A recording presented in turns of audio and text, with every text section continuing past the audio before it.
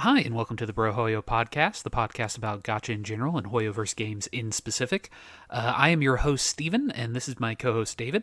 Hey everyone. And this week we're going to talk about the dreaded end of life and the portents that might herald its coming. So, David, why don't we jump right in? Wow. A lot of big words, really fancy words. It's essentially this week, I want to be talk about the dreaded end of service announcements that we see in some of our gotcha games. And so, for those that are maybe unfamiliar with that term, whenever we see, say, EOS or end of service, what that means effectively is in these live service games that are updated with content, however often the schedule is, weekly or every couple weeks. When we get to an end of service announcement for a game, that means that that's going to be a day where the game is no longer available. So it's different than another term where the game will go into indefinite maintenance mode, which sometimes a few do, where the game will remain up, but it will just not be updated anymore with new content. But players can still go in and like access their accounts and play the game, but there will just be no new content or new characters ever. But for end of service, it literally means that the game is done. They're going to shut down the servers. You're not going to have access to your account. You're not going to be able to play it. And there's a variance on end of service in terms of how much of a heads up developers give you. And so some games, they'll give you a good few months ahead of time, letting us know it's going to be shutting down. We've seen maybe others that aren't as big of titles not give you as long. It's like, hey, we're shutting down like a week type thing. But I kind of wanted to dive into a few different aspects of end of service. And I guess where I want to start the discussion this week, Steve, is kind of asking you what are maybe some yellow or red flags to you that a game may potentially be heading towards an end of service announcement. Again, aside from the actual announcement, what's a yellow Yeah. or red flag that a game is going to be quick to end of service or is approaching end of service? So, yeah, besides the obvious of, hey, we're shutting it down, I would say some precursors to end of service is definitely going to be a, a shortage of content. If you start seeing a lot of repeated events without a lot of new development coming into the game, similar to going on to maintenance mode itself as a sort of precursor, I'll be honest, another one is profitability. A big one to look at is how much is the game listed as being, how much money is the game making, and there are some public sites that can give you estimates on what the games make. I don't read the financial reports for for the gacha games that I play, so you could technically do that if you want to. But for the most part, there's a number of sites that will aggregate data and kind of let you know, hey, the number of pools that people are making, the amount of money that the game is making is on a steep decline. Those are going to be definitely signs of it getting pulled. Another one is an announcement of a sequel or another larger project that might require additional development time. Again, that one's not 100% guaranteed.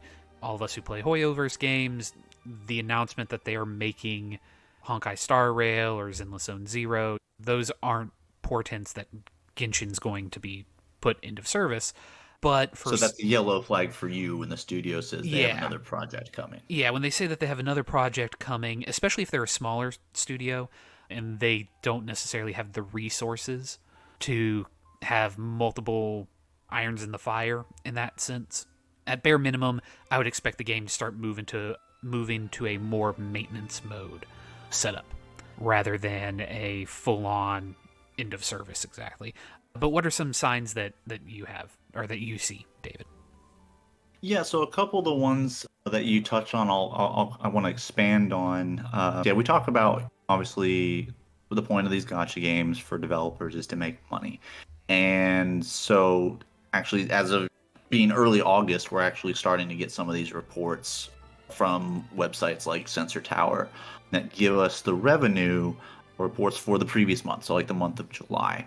Those numbers are coming out and being finalized, and I think what's interesting with some of those sites too is it's not the full picture, I think, in some of the data because it doesn't show like revenue generated, let's say if the game has a client like a PC client or something through Steam or something like that. Because I think it would maybe only capture what's in like the Google Play Store or the Apple App Store. Yeah, So it doesn't give us a full picture, but you can use it and take with it what you will. It's not necessarily everything, but it's not nothing. It is something, and it's that you can draw conclusions from. yeah, it's a And flag. It's not. yeah, and when we talk about profitability, this is something that always interests me too, because different studios have different measures for what is success. Because we've seen gotchas in the past that have shut down that I would say are numbers wise maybe doing more, but then you have games, that maybe don't make as much every month, but still like a decent chunk of change, like still in the six figures, hundreds of thousands of dollars, and those are still ongoing, but maybe something that made maybe 1 million or 2 million, got shut down, and so that's kind of a different metric for different studios, and also to your point about how large was the project, so therefore how much is the upkeep. But other kind of flags for me would be introductions of different mechanics in the game that are very pay to win. So whether this be the introductions of I'll use an example of a game that's actually still ongoing that it is one of my surprises to like leak into jump ahead to a question I have for later. One of my surprise games that's not end of service yet would be King's Raid. It was a game I played for a very long time years ago. And in that game, they had unique weapons, which was one level of kind of pay to win or a whaling aspect. Mhm. And then after they introduced unique weapons, then they introduced unique treasures. And when they introduced unique treasures at the time, that was not met with very positive reception from the player base because again it's another thing that you have to gotcha for. It's another thing that's Mhm. going to take duplicates to max out. When you get to that particular game, if I'm remembering it correctly, had a star system for your weapons. So it was you would get the base weapon, and then once you got a duplicate, that you could merge them together and get a 1 star. And then if you got another one, you would duplicate that, and then that would get 2 star, et cetera, up to like 5 or 6 stars. I forget the maximum. Again, this was 2015, 16, I think is when I was playing this game. And again, it's still ongoing. But then when they introduced treasures, it was just another level of that. And the cast of characters is so large as well for a game that's gone on that long. Mhm. The chances of you getting, the one specific for the character in your team that you've maybe built up was tougher. Also, ironically, they also had one of your flags where they announced a King's Raid 2, which has not really come to fruition, Yeah. but yet King's Raid is still ongoing. Most people are, I think, joking that it's in maintenance mode, but it's not. There's still content coming out for it. But that would be something to me that's kind of a flag as you start to see the introduction of new game mechanics that lean towards paying to win. That would be a mechanic there.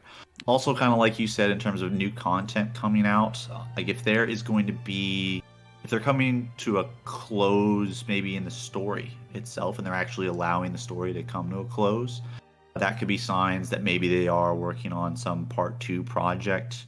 Obviously, they could continue within the same app or the same game, but maybe, yeah, they are in development for a new game or an overhaul. Not Mhm. too dissimilar, maybe from Honkai Impact the Third, which they didn't have a separate game, but they did kind of overhaul that relatively recently, just graphically speaking, Yeah. and some gameplay stuff as well. I didn't really dive into to all of it to experience all of it, but that is what I recall seeing a couple months back, and that's kind of going to be another thing too. Is if the game is elderly, 5, 6, 7 years plus, you might see that end of service coming, even if the game is still popular, because they're overhauling it, because maybe it is using some outdated engines in terms of the graphics, and they want to do a facelift. We saw, I think, something similar to this. There was some slight gameplay changes, but between, I think it was Knights Mhm. Chronicle and Knights Chronicle 2, I want to say. It was Knights something. But there was a first one and a second one. The second one was very much a graphics update with also some minor gameplay tweaks. But those are kind of some of the flags for me and some of the signs And then, yeah, we talked about, like you mentioned, with the income, not just a drop in income, but especially if they are still releasing new content and you can make that comparison from a month to month. Oh, this previous month it made this amount, and then this next month it completely dropped off despite having new content. So those are kind of some things that we Um, look for. yeah, And let then, go me ahead. take the conversation kind of in a slightly different direction, I guess. Yeah, yeah. So, I guess why do you think a lot of these companies go into life? And the reason why I say why is obviously it's money. Like you don't want to keep Mhm. the servers up forever. But I'm going to use some MMO examples actually. Okay. There is an MMO out there called Secret World. I think it's just Secret World. They released a second version of it, Secret World Legends, but they kept up the original Secret World servers so that if you own Secret World, you have to jump through a lot of hoops in order to get the files and everything you need. You can play the original Secret World MMO or Guild Wars. Guild Wars is still a game that, as long as you have the CD codes, you still have the physical box to play them, you can go and play Guild Wars, or at least you could as of a couple years ago. It's been a bit since I've checked in. And these companies keep these servers up despite the fact that they're maybe catering to a user base of, I don't know, 10 people, 100 people, 1,000 people. Not a very large group in the grand scheme of things. And a lot of them, these companies, if they're asked why are you keeping these up, they mention, well, it's essentially a nothing burr. Like, this doesn't really cost us anything. We're not putting any major maintenance into it. We don't have to really provide much support for it. So we're able to keep these games on functionally life support indefinitely because it costs less than the the wage of the person who is actually maintaining it to maintain these servers. Whereas with gacha games, I don't see that as much. It seems like gacha games tend to go end of service much more as a default. And I want to hear why you kind of think that, and then I'll give my own thoughts on it. Well, I think for that, why we don't see it so much in the gotcha space is I truly think a big majority of it is they are minimizing costs as much as possible, especially for like the smaller studios. I'm sure they keep personnel expenses very low, and they kind of trim that as much as possible. And this is just another way to clean up the expenses. I don't know all necessarily the behind the scenes stuff, but I imagine there's probably some things with Google or with Apple in terms of keeping things on their store and Mm-hmm. such like that, that maybe I don't know if there's like a cost associated, or and so therefore you're losing money not only for the server upkeep but for keeping available on this whatever app store. But I think most of it would boil down to cost. I'm sure there's a few other things, but that would probably be the biggest contributing factor, I would feel. But it sounds like maybe you have some other theories, or we're gonna go down a Steve conspiracy here. Well, I wouldn't necessarily say a Steve conspiracy, but I do feel that a lot of gotcha games are designed to be disposable, that they tend to be made very cheaply. And this is the majority. I'm talking. There are high quality gotcha games out there. There are ones that have real development budgets that are designed to be, I don't want to say real games, but that have a lot of effort and work and so forth put into them. But there's also a lot of, let's be blunt, there's a lot of garbage gotcha out there. There's a lot of Yes. gotcha that has very clearly been thrown together to generate thousands of dollars of revenue, tens of thousands of dollars of revenue off of somebody who's just got a gambling addiction and then shut it down as fast as possible once it's done. So I feel like, at least in the gotcha space, there's this idea that it's a much more disposable medium than, say, something like an MMO or other games where there are disposable games of those genres as well, but I just don't see that quite as often. At least to me, there's a feeling of we made this, and as soon as it's not making whatever the profit is, we're going to shut it down and we're going to open up something else in order to try and Yeah, regenerate profit. So agree with that. To your point, yeah, there's numerous games that you'll see, like I'll see on the App Store, and it'll be like, oh, because you play this, maybe you'll play this. And I'm looking at the images, the preview images. I'm like, I've seen these assets before, and there are games that will literally reuse their own assets, change the title ever so slightly, and market it as this brand new game. And that's would be what we refer to as the garbage Yeah, gotcha the games. asset Those flippers those are and typically like the idle, super overly fan servicey type games that you see out there. But yeah, so just to accentuate your point, but it sounds like you had a few more things there. well, I guess it was just a looking at this as a topic. Like I feel like it opens the question to why don't we see more indefinite maintenance mode type setups? Because again, based off of what we understand of the costs, it's pretty arbitrary, or not arbitrary. It's pretty simple to keep a lot of these games up. Yeah, they might not be generating massive profit, but I don't know. I guess there's a part of me that kind of I look at things like not City of Heroes, but Champions Online. Again, another MMO that I'm kind of drawing the parallel here. Been in maintenance mode since I think 2015, 2016, if not longer.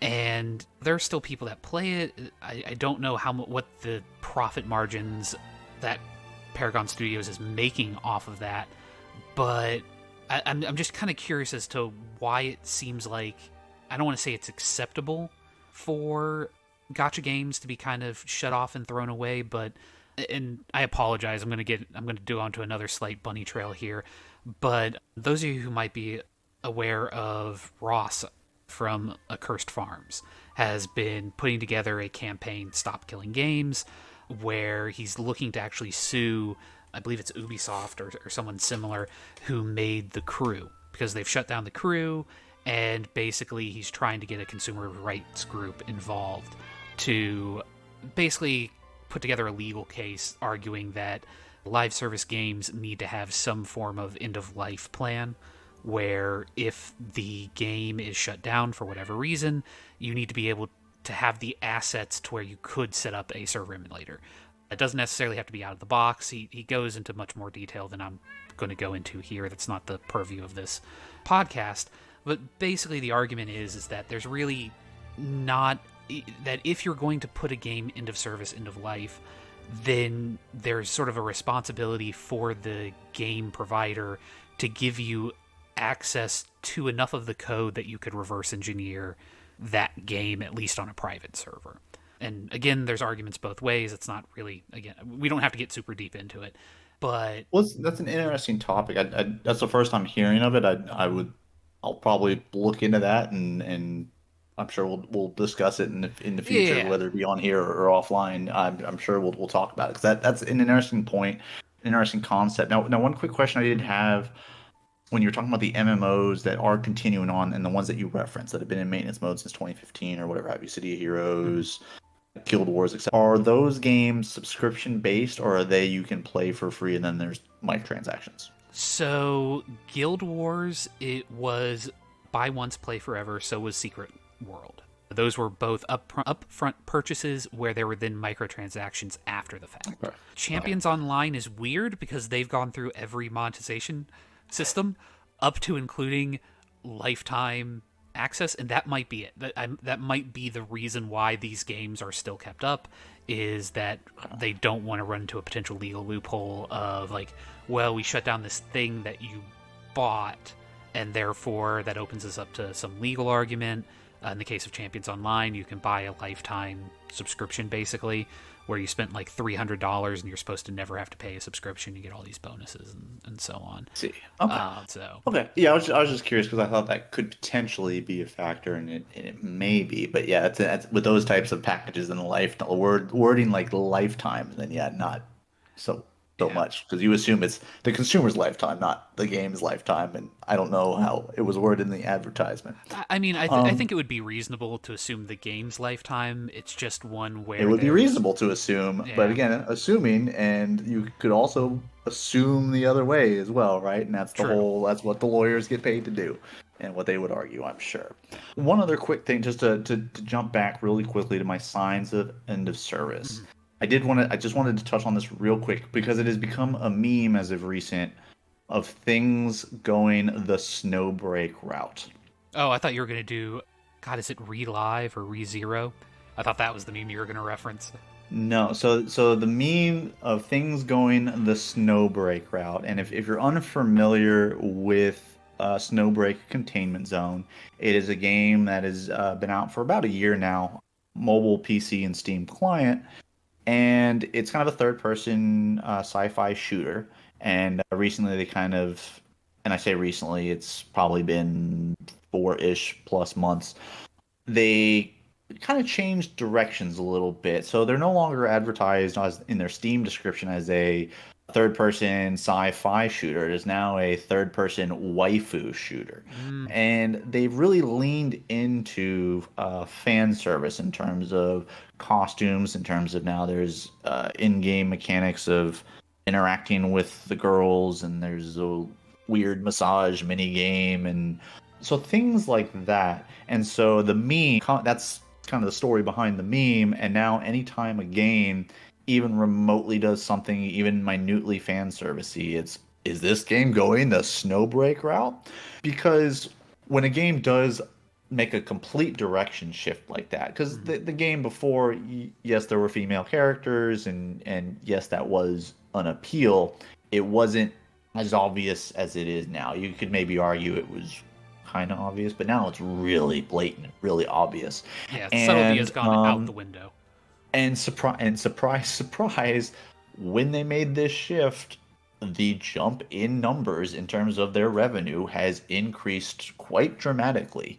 And this was a game that before they made the shift, they were not doing English voiceovers anymore because they couldn't afford English voice actors. They were literally just doing, I think, Japanese and Korean, or it basically was just two Asian dialects. They were cutting out everything else. And then they made this shift, and now they're changing voice actors now, but I believe it's for different reasons, Mhm. because some studios don't want to be associated with the game anymore because of the direction they're taking. That's a different topic. I'm not judging one way or the other. That's just what has happened. But the point being, as it pertains to end of services, is this game was maybe headed towards end of service. They made this shift. They went the Snowbreak route, and the game has now quote unquote been saved and is doing pretty well. And so, if you ever see, all that to say, a yellow or red flag about a game maybe approaching end of service is if you see a dramatic shift in the direction of the game. It doesn't necessarily have to mean they go the Snowbreak route and lean into fan service, but if you just do see a massive change, that could potentially mean they're not doing that well. They're throwing like a last minute Hail Mary here to see what works. And if it does, great, game is saved. And if it doesn't, then they're going to shut her down and move to the next project. Yeah, yeah, I could definitely see that. I feel like that dovetails with the increased monetization that you mentioned earlier, that it's sort of a Well, anything to generate that's profits. yeah. Well, Um, that's I mean the those when I kind of differentiate those two because the first point I made about the introduction of new mechanics that are pay to win, mhm. that is literally they know they're losing money. They know they are going to shut down, and this is just a last minute attempt to squeeze every last drop out of their players before they shut it down. So slightly different than going the Snowbreak route, because going the Snowbreak route, Well, they're literally just kind of changing the I direction mean, of the game. again, I'm going to argue with you a little bit here, but going the Snowbreak route saved the game. Like It it's some did, of but they the didn't introduce any new systems into the game because there were always costumes in the game. yeah, but I mean, again, it was a pretty hard swerve, and they're obviously trying to increase monetization by providing a somewhat more puerile Oh, experience. yeah, Like, I agree. I view them as two separate things, albeit they're neighbors, but okay, I yeah, do yeah, view yeah. it as two separate things. To your point, Fair again, enough. very close. So those are kind of some of the flags, and I really enjoy kind of the learn. I'll have to look into the Ubisoft thing that you mentioned because that does bring up some good points and some interesting things to look into and watch play out as the legal system works its way through over time. But the next kind of question I had, Steve, was are there any games that you were playing when the announcement for end of service came out, or have you kind of avoided them? So the only time that that's happened has been when it's one of the more surprising short-term ones that Hmm. have happened. And I'm gonna be honest, typically it's been like, oh, okay, the game came out, I played for a week or two, and then due to controversy and so forth, the game is shutting down very quickly afterwards, and by then I'm bailing. That in general, I tend to already be gone by the time end of services are announced. I'm fickle with my gacha love, so I I don't mean, tend to play for extended periods of time. yeah, I mean, at the end of the day, right? If you quit the game, and then the end of service comes out, like there's a reason you quit the game, right? Yeah, yeah, So if you feel exactly. this way, other people also probably feel that way. So that's a good point. And yeah, for me, it's I I like you have experienced a lot where I'll jump out of a game and then like the end of service announcement will I'm like, oh well, that's not surprising Yeah, because I didn't like XYZ mechanics type thing that they were doing. The only game that I experienced an end of service announcement for was Princess Connect Redive, which was a game Netmarble Studios, I believe, was in charge of that one for the global servers, and that one was it was a cutesy little make your party of 4 or 5 characters, and then hmm they kind of go in and fight using their skills and abilities. That they do a lot of the combat is automated, and then you just kind of choose when they do the skills. But it had a large cast of characters that were all very likable and cutesy and fun like that. And then it was doing pretty well, I would say, in terms of the numbers.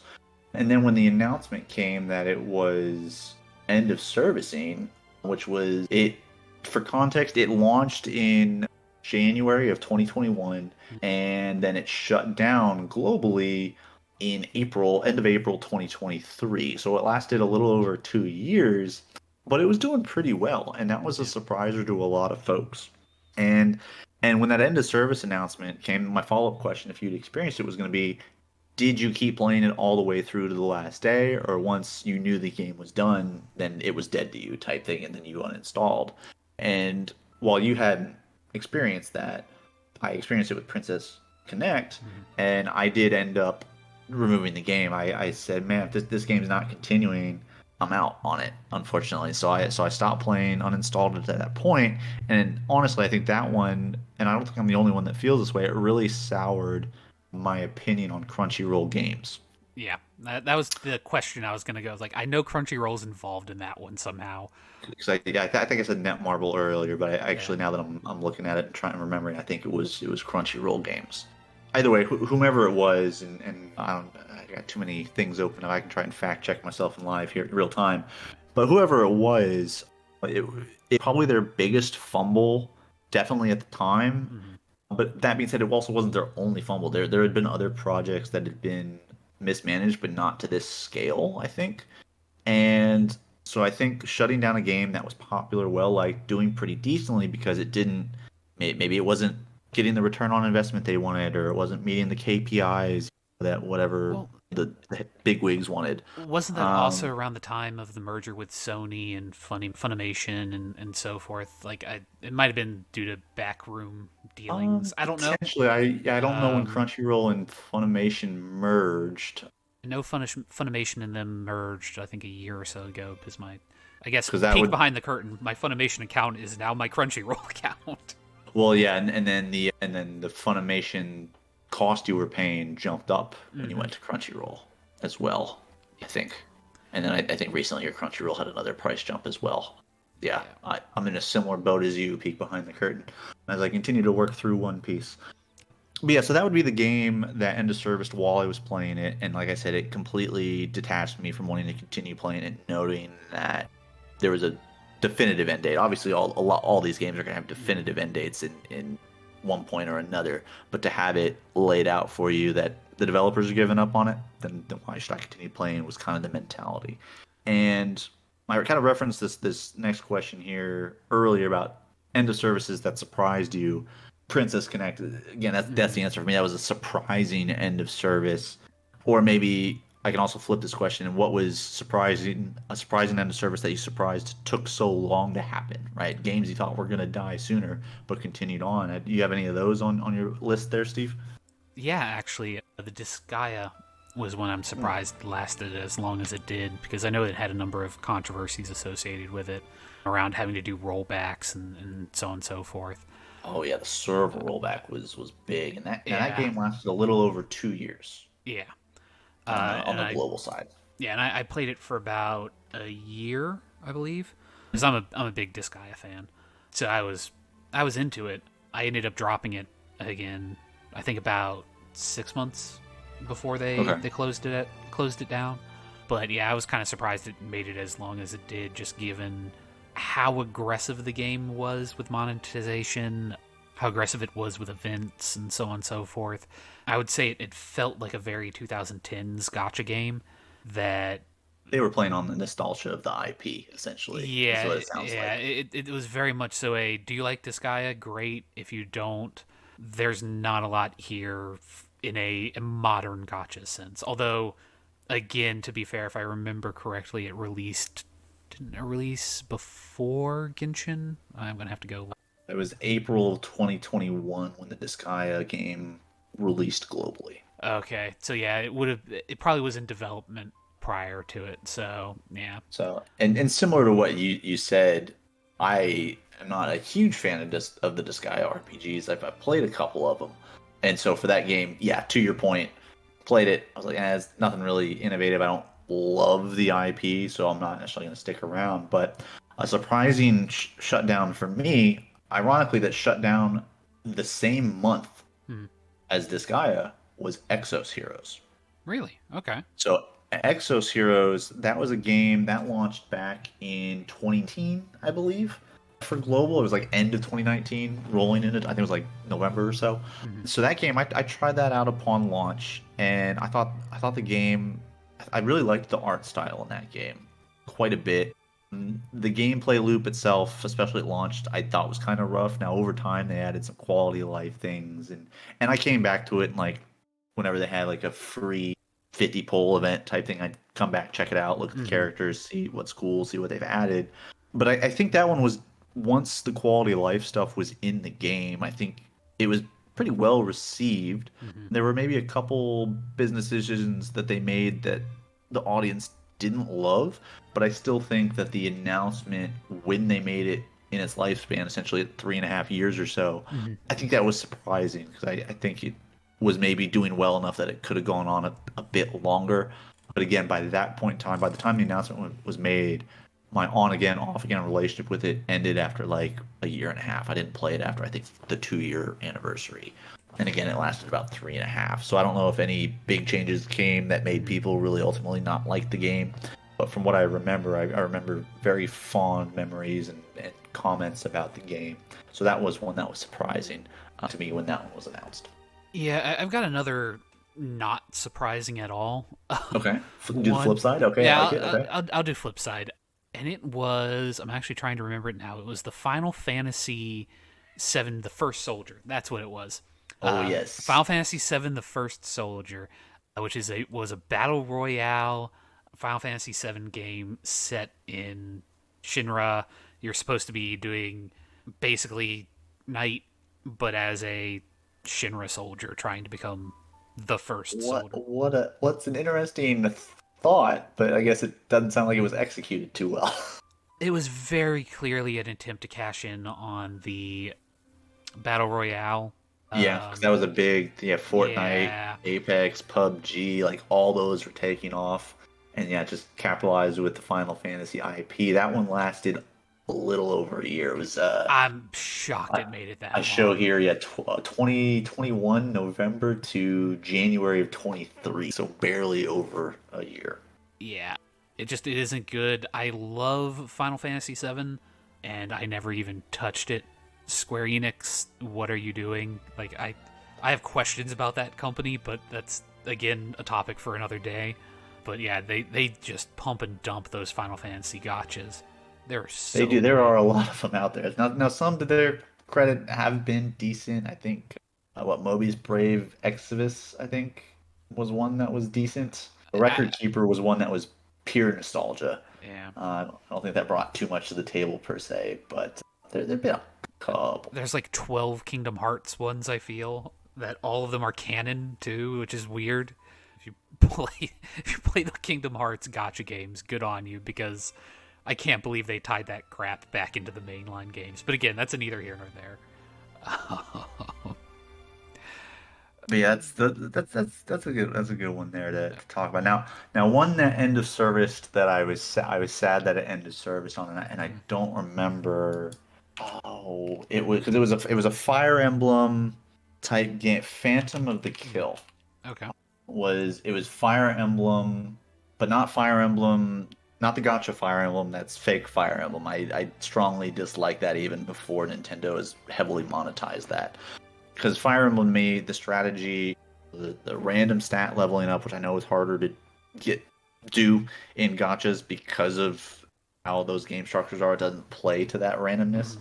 but to have your characters always hit and like you're fighting in a very small map, like that's why I never really liked the mobile Fire Emblem gotcha game. But Mhm. this Phantom of the Kill was more traditional to traditional Fire Emblem. So really enjoyed that. And so when it shut down, and this is a game, I think this was, oh man, this was like 2015, 16, I think. And Okay. I believe up until recently it was still going on overseas. I think in Japan it was going on for a few years longer. And this isn't to be confused with the recently announced Phantom of the Kill, which I believe is a oh, it's a what what are the things called that you can own but you don't physically own it? The name's slipping me right now. NFTs? NFT, yeah, it's an Yeah. NFT type game, Okay. and I'm like, no, it's I'm not referring to that one. The NFT type stuff can get out of here with these gotcha games. Yeah. I'm talking about a true gotcha game, Phantom the Kill. Like I said, it was back in like 2014, 15. You can look it up, and that one was a fun one for me. That I was sad to hear that it end of servicing. And that one actually I did play through to the end because I really love the Fire Emblem series and like true Fire Emblem. Now, Just oh, go ahead. yeah, I was gonna say, why don't we move a little bit forward with what games do you think might Yeah. potentially be having it? And the reason why is because I wanted to steal this one out from under you. Okay. I don't necessarily think that it's going to go end of service like this year, but I do feel like Brown Dust 1 slash Brave 9 is one of those gotcha games that I keep looking at and going, I don't know why you're still alive. I don't know how that thing's still like continuing on. I'm Because they shocked it's not have, dead. yeah, so yeah, kind of moving into the present day games that are going on now, and what do we think are going to be shut down next or in the near future? So, yeah, as a big fan of the Brown Dust Brave 9 games and IPs. Yeah, that game has been going on for they just had their year anniversary. And they did what the Brave 9 story Mm-hmm. mode, which I think shut down less than a year. And then they did like a match three type like Magic Stones or something like that. It was like Brown Dust Magic Stones or something like that. I can't remember the exact name. But that didn't last very long, even though I do enjoy that type of gameplay because it's something different. And then they have Brown Dust 2 going on now, which is as a pretty small but extremely fiercely loyal following. But yeah, the original one may be calling it something to keep our eyes on the horizon. But as far as like other games that are maybe newer going on, trying to see what games that are maybe going on now that you think might be next. Yeah, I don't think Echopocalypse was on the list, but that one's one that I'm going to be shocked if it makes it to the 2 3 year point. Just because it's so that one felt wonky as all get out, and requiring the multiple copies in order to skill up your characters and how important that was. It was no, no, I don't. At least for me personally, I wouldn't be shocked if I heard an end of service on that one within the next 6 months. God, I'm trying to think of something else. So you had me curious. I mentioned these, and like I said, with it being the beginning of the month, I went ahead. I pulled up some Sensor Tower numbers because I was curious about Mm-hmm. the original Brown Dust. So I'm gonna see if I can find it. But to your point, Echoopolis, I just saw it here on the list. Like I said, this is a massive list of games, and again, they break it down by region as well. So it'll be like global, or it'll be Japan or the Chinese market or whatever have you. Yeah. And for Echoopolis, I think I just saw it. It was down on the list. But a game that I think is going to be going next, if they haven't, I don't think they've announced it yet, but I Mm-hmm. think it will be next, would be Heigen Ithral. I don't know how Oh, you want to pronounce that. sure. E I'll R believe U you. T H Y L L. I don't know. Take your shot at it. I think that one's going to be kind of going next. That one was an some interesting concepts, some good art. I was excited for when it came out, But some of the game choices they made upon launch, like penalizing you if your power score was under whatever the recommended was. I think whenever you do something like that, it rubs people the wrong way. So I think that one will kind of be on the lookout for its next end of service. Mhm. Oh, here we go. Echo made on not sure which server this is. I can't tell. The image is too small. But for context, it made 490,000 last month in June, excuse me, June of 2024. And it made 400,000 in July. So it dropped $90,000 from June to July. In comparison, Yeah. Heigen Ruthel, which I thought it was going to end a service, but now looking at the numbers, like made $23,800 in the month of June and July as well. So it didn't move one way or the other. Yeah. And this is summer, which is typically the, I don't want to say the money making time of year, but It's a popular month. It's a popular time of year with summer events, like we talked about yeah. last week, I think. Or no, 2 weeks ago. Excuse me, 2 weeks ago we talked about that. And then another one that like for context, a game that just I think announced end of service was Archland. Mhm. Archland made $10,000 last month, and another game that I think just announced recently was Revu Starlight RE Live.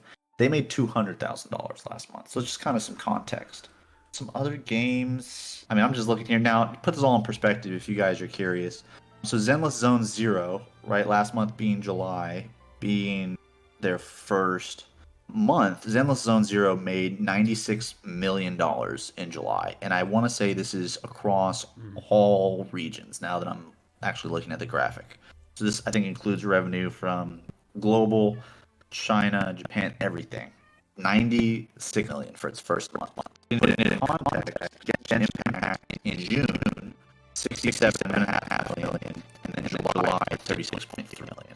So just kind of put it in perspective. Right? July, what did Genshin really introduce? Right, we're all building. I'd be interested to see what Genshin does once Natlan is released here in a month and a half or so. But Yeah. Future discussion. I don't want to bore people. I don't want to bore people with too many numbers. I just wanted to point out since you had mentioned those Echopolis, I just wanted to pull that up. And then my prediction, Heigen Eruthel, was Mhm. way down on the list as well. So those are kind of the games that I think are going to be next. So I'm with you. I think Brown. I hope it doesn't because I Mhm. think it's a fun game. I'm not playing the original one anymore. I am playing Brown Dust 2. But to me, Heigen and Ruthel will probably be one of the next ones coming up. We might see like Dan Machi Battle Chronicle get dropped. I'll be interested Yeah. because I don't think because like we talk about Girls Frontline a little bit, and we joke about is that game even ever going to come to global, or is it going to Yeah. be end of service before it comes to global? But you got to remember the original Girls Frontline is still going on, and then they also have NeuroCloud as well. Mhm. Now both of those are lower on the revenue income list, but they keep their games going. They don't require as high of an income to say, hey, let's continue on. So I think those games will continue to last for a while, despite being probably in that lower third of Gacha revenue games. Yeah, and I guess I just to circle back to my weird side tangent from earlier, $20,000 doesn't sound like a lot, or $200,000 doesn't sound like a lot when it's put next to 67 million. But at the same time, if you're a small studio, it costs you maybe $1,000, $2,000 to run the server a month. Like you're easily covering those costs. Now there's Sure, other fees yeah, here. you dive into what personnel spend, right? Yeah, yeah. Like Yeah, there's other fees there, but looking at it, that's still not bad money. So the only thing I can there's opportunity costs and so on and so forth, but I could see them also keeping the games going for decent amount of time because it's not bad return on investment depending on what they but owe yeah. for So development. that's kind of end of service talk there. So I want to jump into some character reviews because we have some new characters within Honkai Star Rail. We have a couple new events, and then we did have a new gacha drop this week as well. That's I was wanting to try out with sort of Carnival, I believe is how you pronounce it.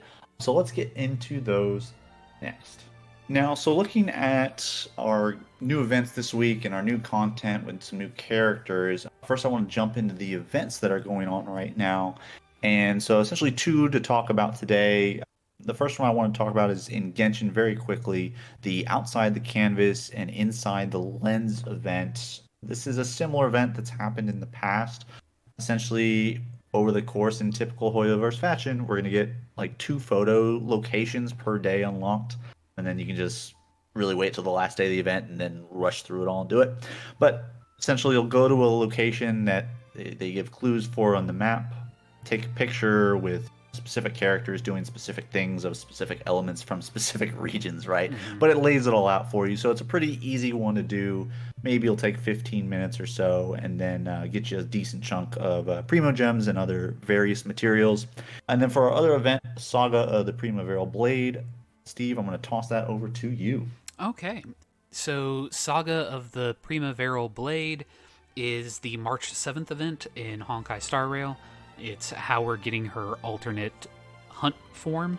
It's a fun little training arc, basically, where you have to manage March 7th's schedule in order to make sure that she hits certain breakpoints in order to win solo fights. It is not a good example of how March 7th will play because she's fighting alone, hyper buffed, and with a bunch of special abilities and so on. So kind of oversells her as a character. Not that she's a bad character, but it's fun. It has some. I think the game was called Princess Trainer or something like that, where basically you again have to work through. I believe it's 3 weeks or something like that of a schedule in order to get the character trained up along certain paths in order to hit certain endings. It's fine. The one thing I will say is that you will need to, after you complete it the first or second time, go back in order to choose the alternate ending, because you play through it with different mentor characters, and at the end of it you can either choose the mentor's ending or the generic March 7th ending. You need to hit all, I believe there's 5 endings in order to get the full rewards, which will be, again, March 7th herself, as well as 3 etalons for her. So you will get her to E3 by completing the event. And it's definitely worth it. And I guess with that, we'll jump straight into March 7th as a character. She is a imaginary hunt now. You can go into her character screen and switch her the same way that you can Trailblazer. So it's fairly straightforward, fairly simple. Just hit the button, switch her over. The way that she plays is she chooses a mentor, similar to how Jade chooses I believe it's a debtor is what it's called, or contractee or something like that. Similar mechanic. March 7th chooses a mentor, and the mentor gains, I think it's 20 speed, 10 speed. They get a speed buff as well as some additional damage buffs. And then March herself will follow-up attack whenever her mentor attacks, and she deals split elemental damage. So she will deal imaginary damage as well as instances of whatever her mentor's elemental damage type is as well. So if she's being mentored by a wind character, she'll do imaginary and wind damage. Quantum character, it'll be imaginary and quantum. An imaginary character, it'll be imaginary twice. So that is kind of nice. It helps her with breaking things. After her mentor has attacked 7 times, or she's done 7 follow-ups, she then gets a big basic attack, a free action advanced and enhanced basic that does a lot of damage and can break very easily. At this point in time, there's really 2 ways to build her. If you have her less than E6, it is suggested to build her break, where you give her lots of break effect and you put her into a break effect team along with Harmony Trailblazer and somebody else who can break toughness bars. She'll deal lots of damage because it's low investment and she gets lots of hits. Once she hits E6, at that point you can either switch her over to a crit damage, crit rate build, a standard DPS build, and she'll do very well in that. But prior to E6, her best build is at the moment considered to be break. If you can run her with Ruan Mei, great. If you don't have Ruan Mei, that's fine. Her and Harmony Trailblazer will do perfectly fine. You just need a driver in order to get her lots of attacks so she can break toughness bars. She's fairly straightforward. She's free for everybody.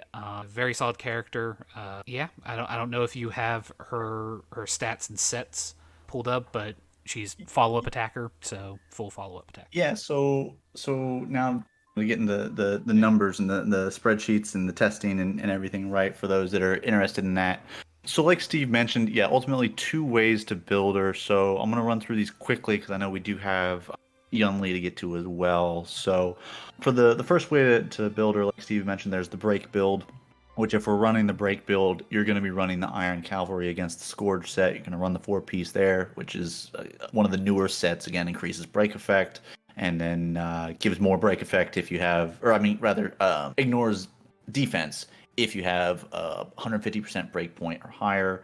And then if it's 250% or higher, then you ignore even more defense, right? So build the break effect, like you said.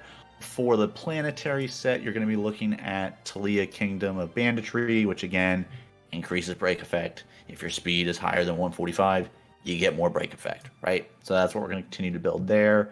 On those stats, for the main stats, body, you're going to be looking at crit rate, crit damage, feet, speed, or attack.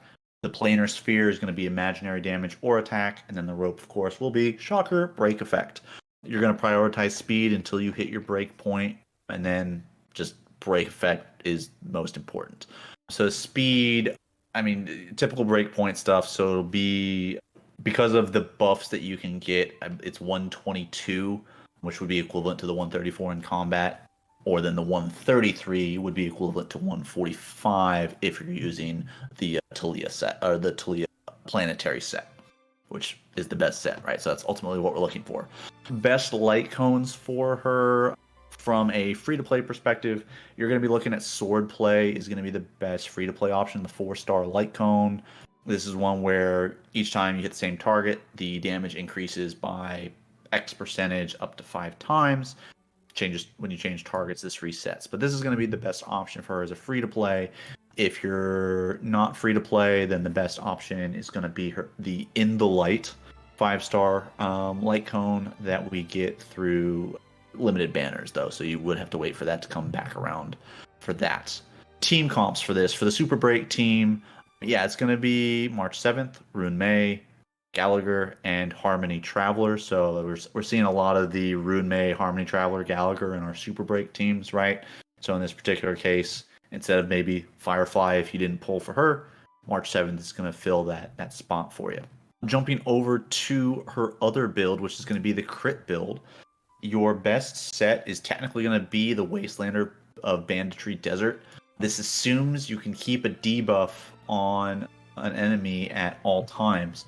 So the 4-piece set, for those unfamiliar, is when attacking debuffed enemies, the crit rate increases by 10%, and the crit damage, increases 20% against imprisoned enemies.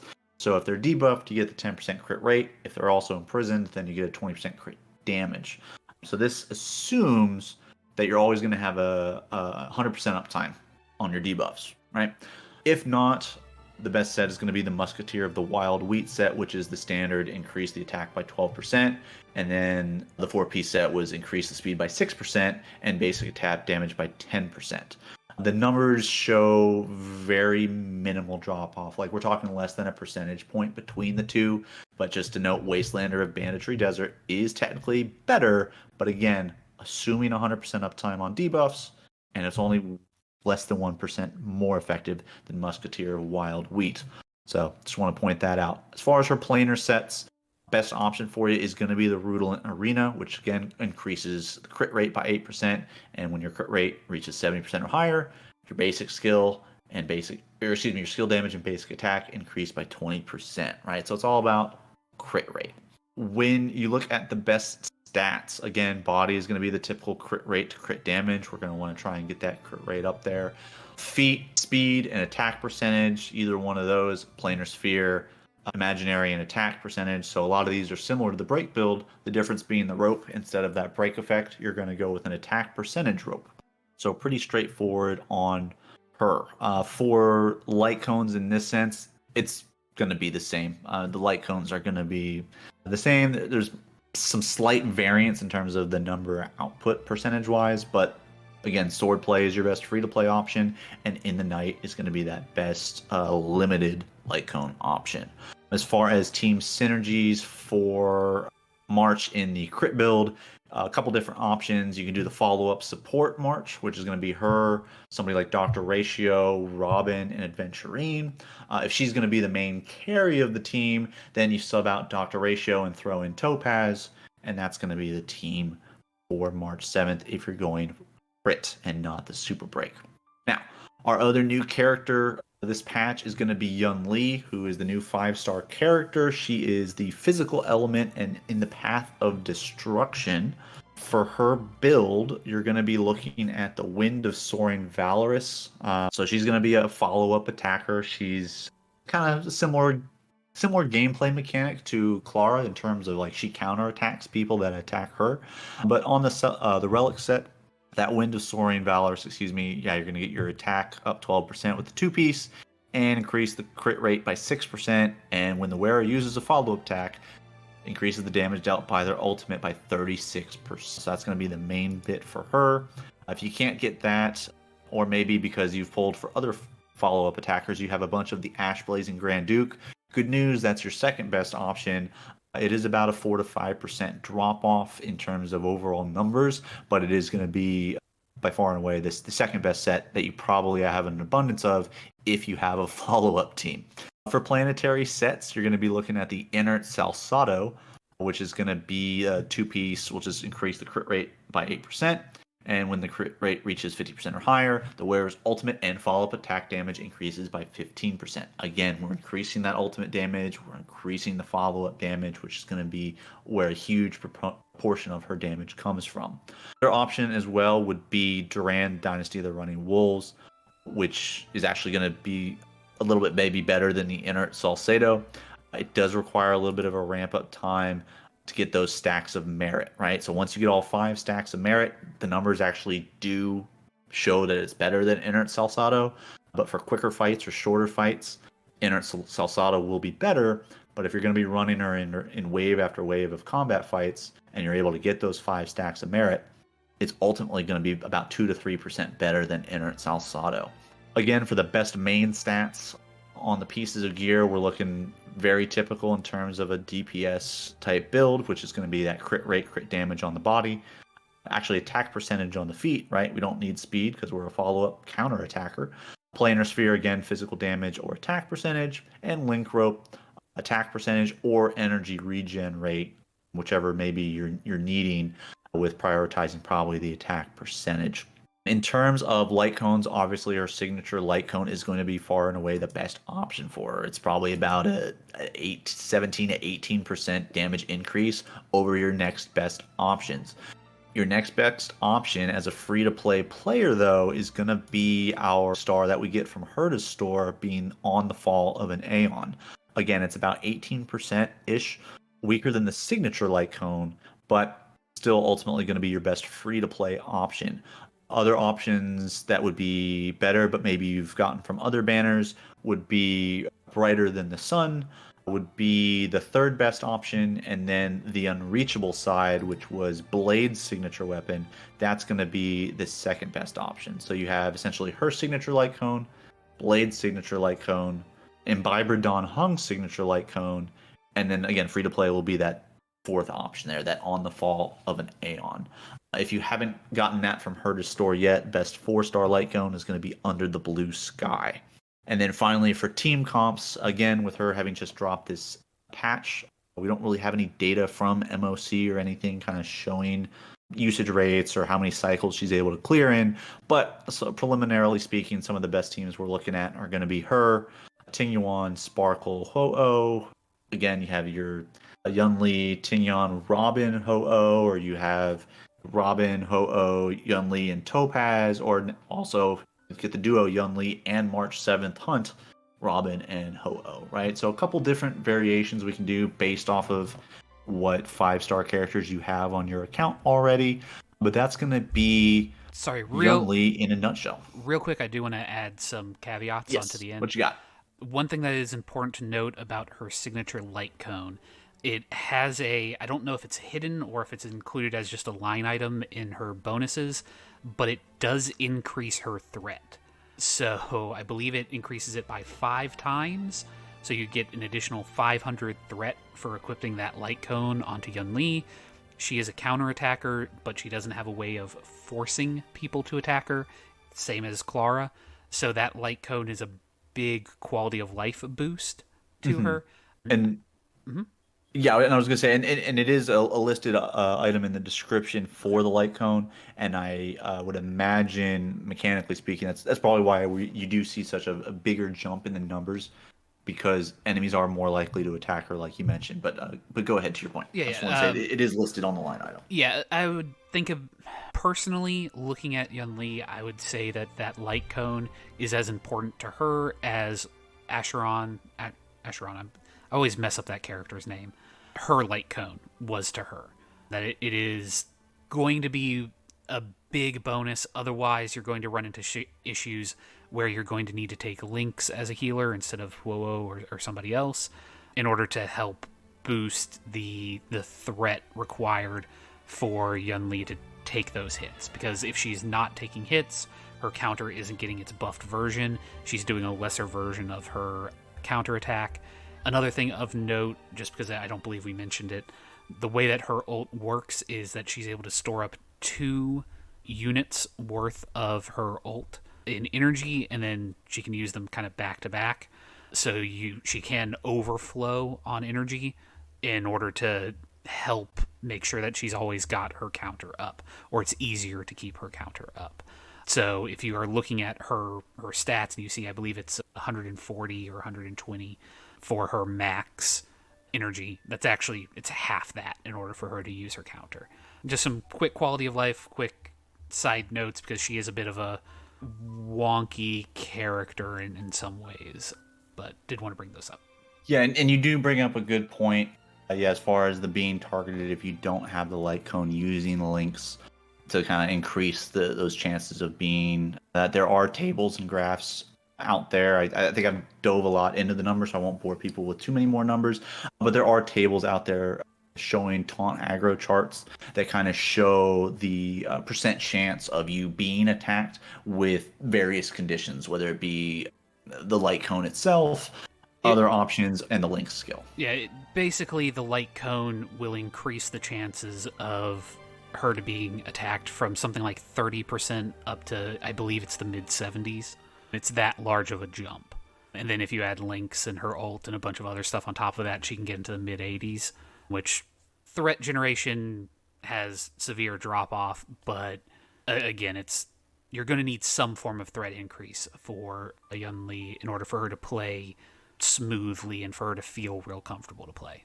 That's all. Okay. No, and that's a good point, and that's a fair point. And you reference Acheron. Yeah, when we see these light cones that are nearly 20% jumps in damage, there's usually a good reason for that. And that little tidbit, yeah, as far as being more likely to be attacked would be that tidbit here for Yun Li.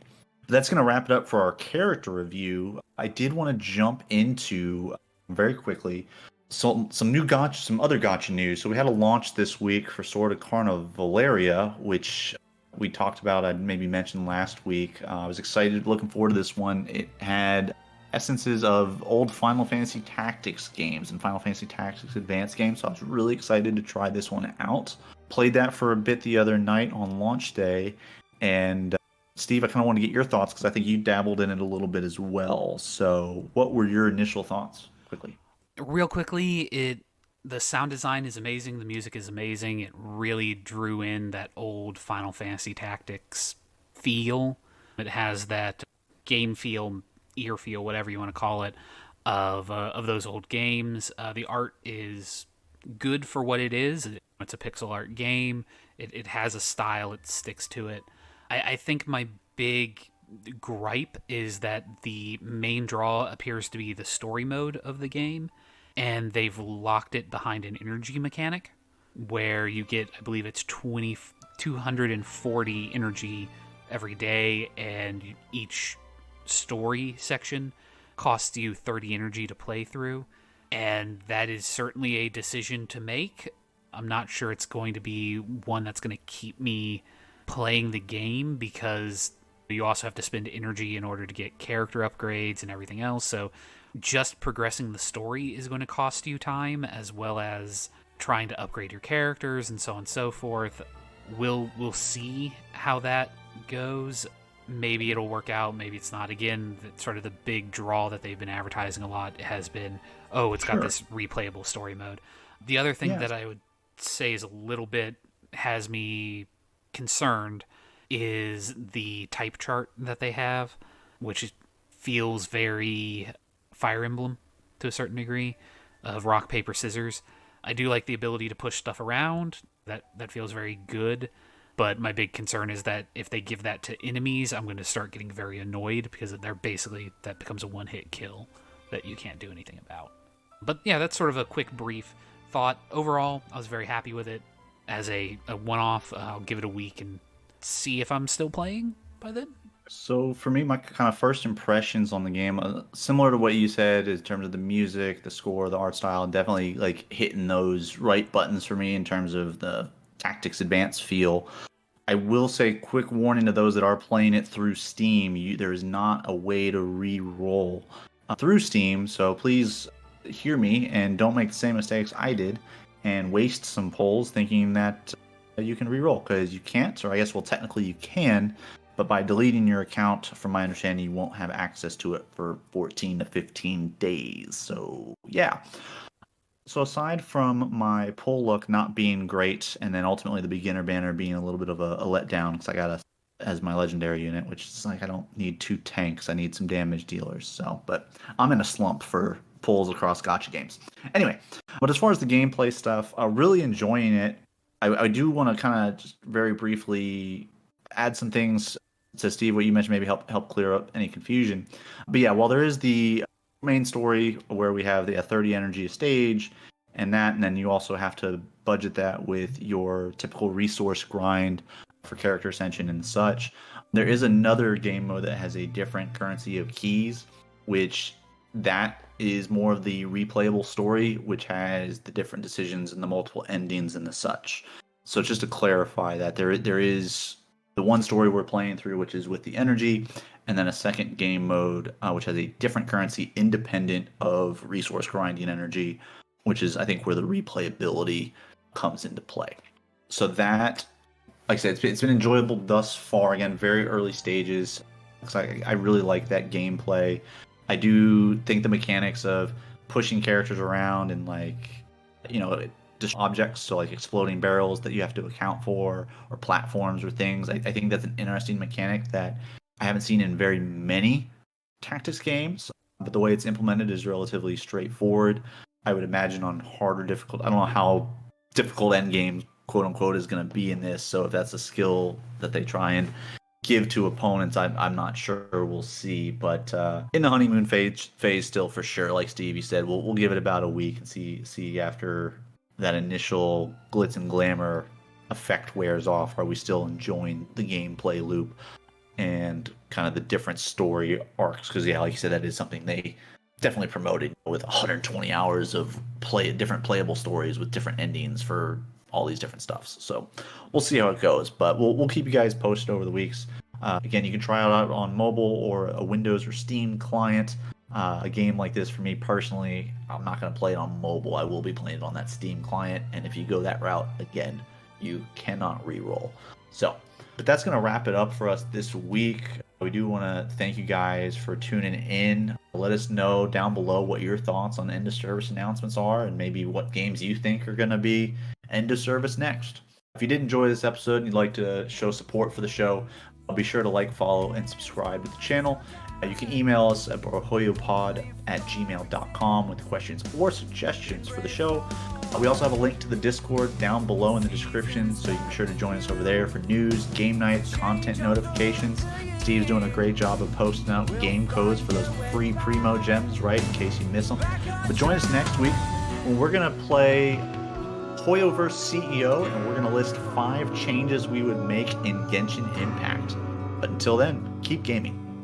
We made a choice, go fight against your fate.